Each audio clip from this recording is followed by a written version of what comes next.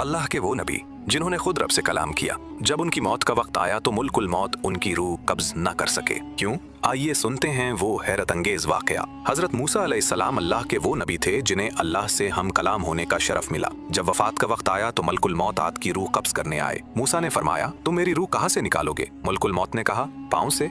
आपने फरमाया, इन्हीं पाँव से मैं कोहे तौर पर गया था। फिर कहा, आंखों से। आपने फरमाया, इन्हीं आंखों से मैंने अपने रब का दीदार किया।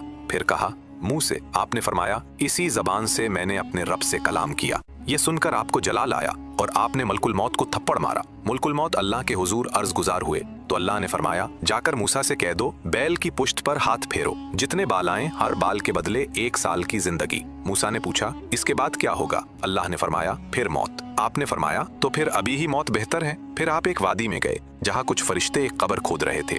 आपने फरमाया, ये कब्र कितनी खूबसूरत है। फरिश्तों ने कहा, अगर पसंद हो तो लेट जाएं। जब आप लेटे तो मुल्कुल मौत ने रूह कब्ज कर ली।